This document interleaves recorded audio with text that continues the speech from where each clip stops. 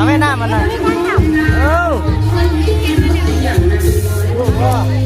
อ้าว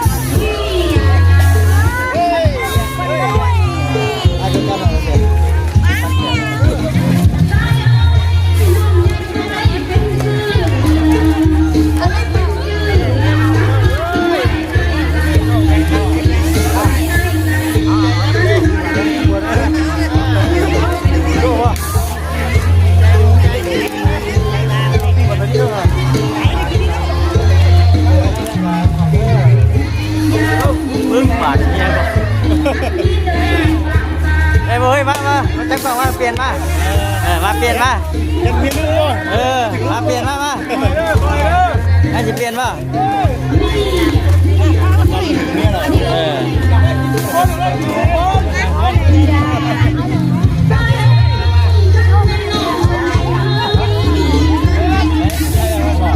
ฮอนเนาะอยู่บ้านตู้จะได้ดิมาปัจจุบันใจมาเด้อถือช่องมาใส่ดิเอ้ามาใส่ตรงนี้มาถือช่องไหนมาไม่ได้ช่องมาพี่ดีนะเดี๋ยวช่องมาน้ำมูกแล้วไอ้พ่อยพ่อเอาเนาะใส่เพื่อนกันเองเปลี่ยนมาเสียนเปลี่ยนทางบ่ข้ามเบิร์นเอาทอลูกทอลูกอ่ะเอาทอดึงอันเลยลูกดึงอันเลยเอาบ่ลูกมาคิวอยู่คิวเต็มบ่คือครึ่งขนาดเอาทอลูก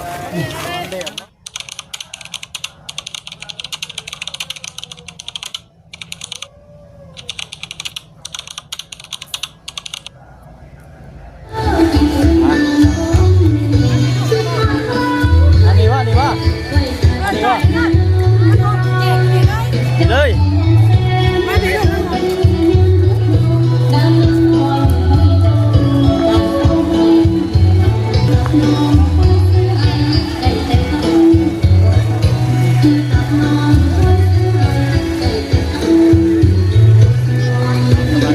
บาดี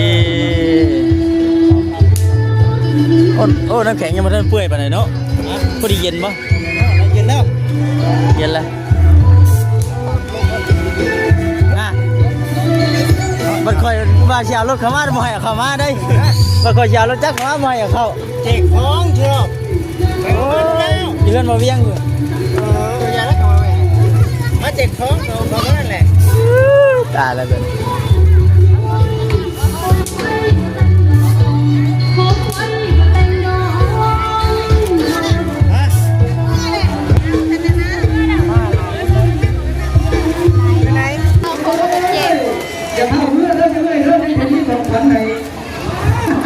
ไปได้ไปพ่อนไหมไปพ่อนไหมไปเนื้อกินเขาเห็นไหมเจ้าว่ายังลองกินดิเพราะว่าไปหาเอาตัวคนเจ็บพ่อนแดดได้เลยดิพ่อนมึงรู้เป็นเยอะจังพ่อนเป็นเยอะป่ะ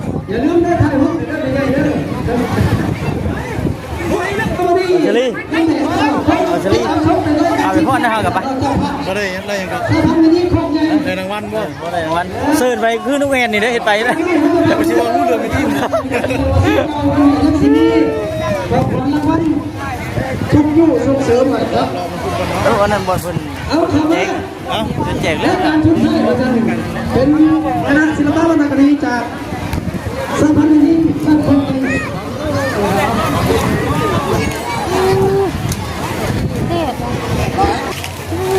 เคยยินเจ้าก็แจกทำไปเรื่อยเลยแจกแล้วตอนคอยเมื่อน่ะเพิ่นแจกได้น่ะ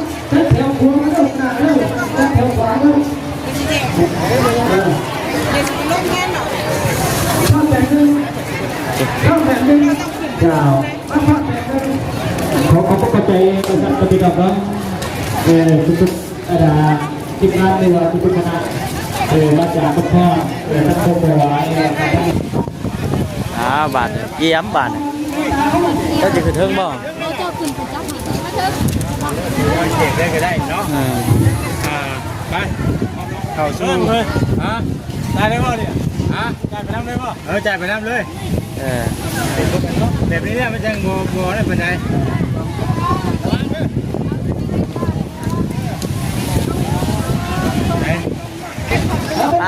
ไปเอาบ่ไ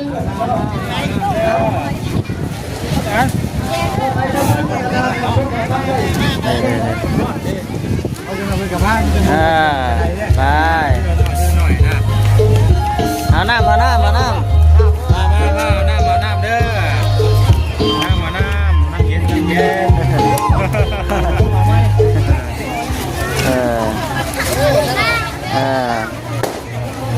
ใส่จะขึ้นได้ยังไงล่ะ ได้ยังบ่ เวียนมาเมล่ะบ้าป่ะนี่มาว่านี่ทุกบ้านทีมไทยทุกใจกระตั้งซ่าได้กันหน่อยก็พี่ดอกน้องเป็นครั้งที่สุดท้ายเป็นหลายชั่วโมงก็พี่ดอกนะแล้วก็ติดอะไรอยู่พี่ดอกนะ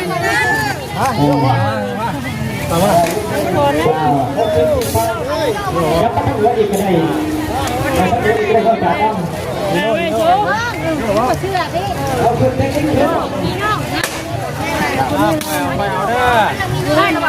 เอาแจกไป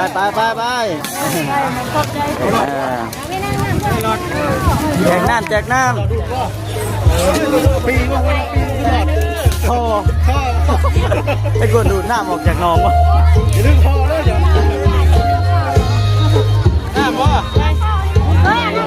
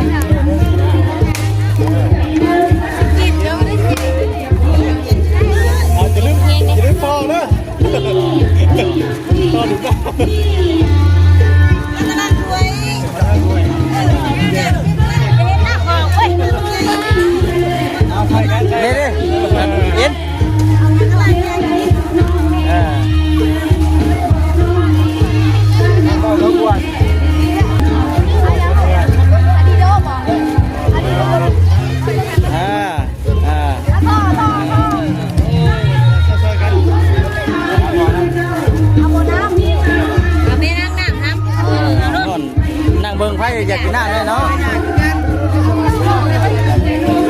ไปก็อยากกินกันมาแซ่บ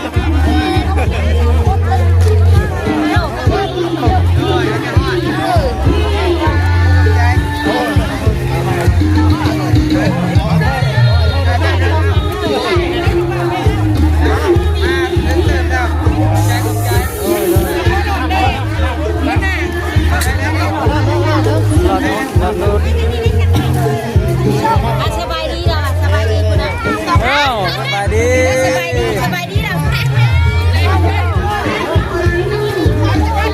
เอาไม่น้ำมันนะ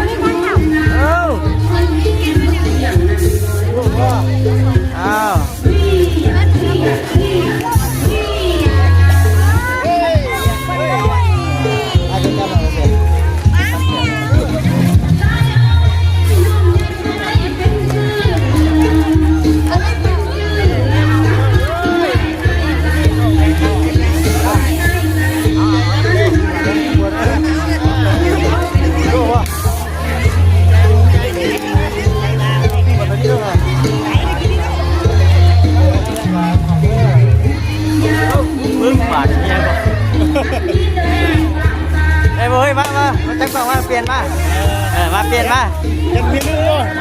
มาเปลี่ยนมาให้จะเปลี่ยนป่ะ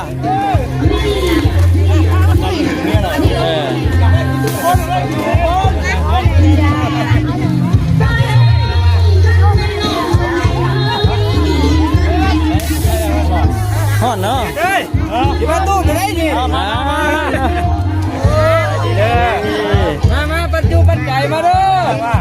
ถือช่องมาใส่ดิเอ้าไม่ถือช่องเลยมาไม่ได้ซ้อมมาพี่ดีนะ เดี๋ยวช่องมาน้ำมูกแล้ว โอ้ ไอ้พ่อยพ่อเอาเนาะใจบอกใจ ใช่พี่กันเอง นั่นเย็นมาเสียน เปลี่ยนมาเปลี่ยนนางบอกข้ามเบิร์นเอาทอลูก นี่ ทอลูกอ่ะ ไอ้คนเด้อ เอาทอดึงอันเลยลูกดึงอันเลยเอาบ่ลูก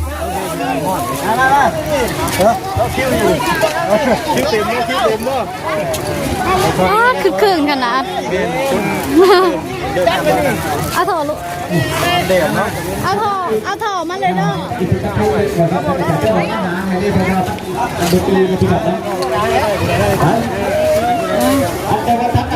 ม่วงขนาดนี่เห็นไหมบ่หอมเนี่ยน่ะ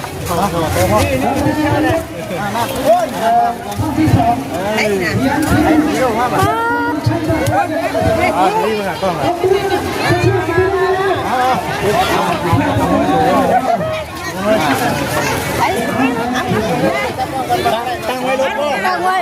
ตั้งหลังคารถบ่บอกยังได้บอกยังได้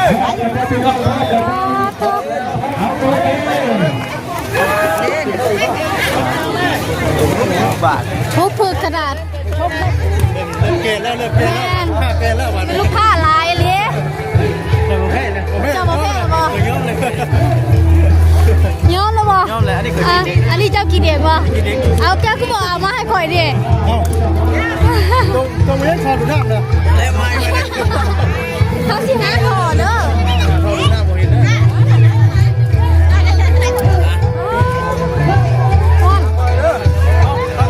เพื่อนยายเรียเพื่อนยายมันหลายคนเลยดิ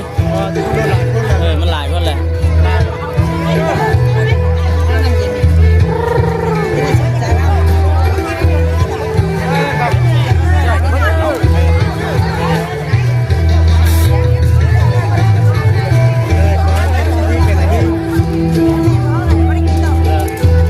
ฮ้อนปะฮ้อนตัวที่ขึ้นไปก็ขึ้นบ่ได้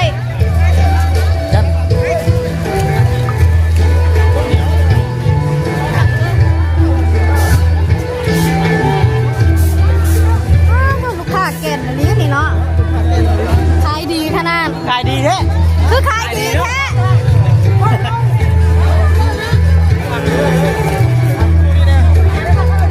โอ้พวกนี้นะบุรีมีจะคนเริ่มมาทยอยมาได้บัดเลยเริ่มพูดได้บัดผมมีหลอดก็มีนี่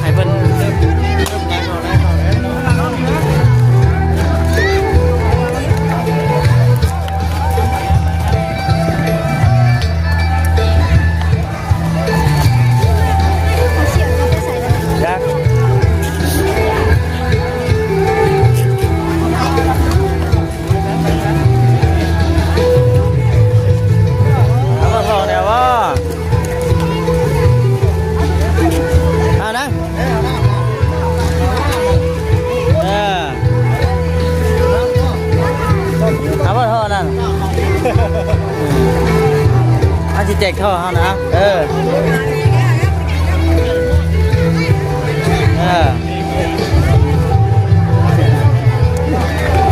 ้าพี่ไปนั่งกับพี่นี่เนาะไม่จะมาเจอมาสิไม่ไปสิแจกท่อท่อไปน้ำเนาะวิท่อจักจะกินได้ไหน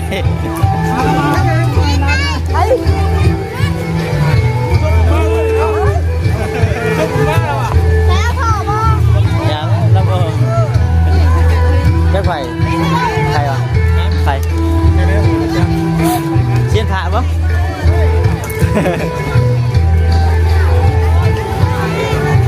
เบิดแล้วอีกจะหน่อยก็เบิดเลยนะ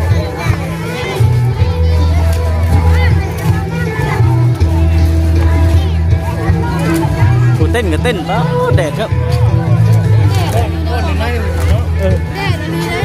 แดดให้ครับ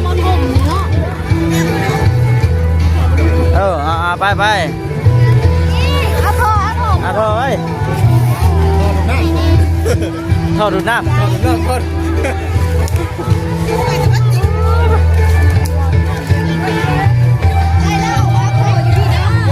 ได้แล้วออกมาท่อนี่เด้อท่ออยู่นี่เด้อท่อเด้อ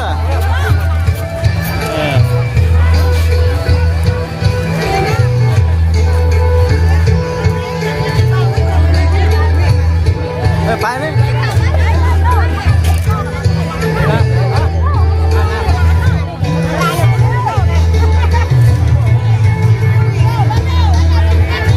ดีลูกเบิดแล้วยังน้ำ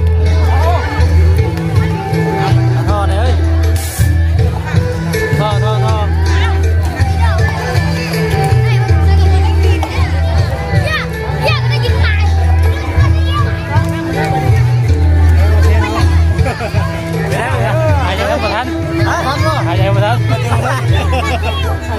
ต้องหายใจทั้งปากนะพ่อเบิดแผนกแจกท่อ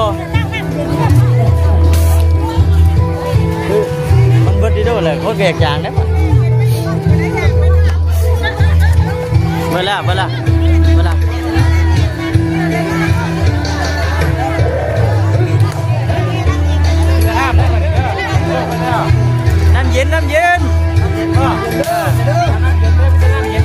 น้ำเย็นน้ำเย็นเด้อ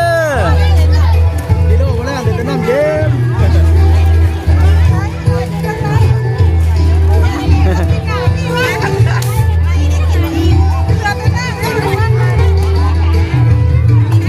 เย็นน้ำเย็นก็เลยมาไปบ้างวะจะได้เก่งกับเก่งขึ้นเลย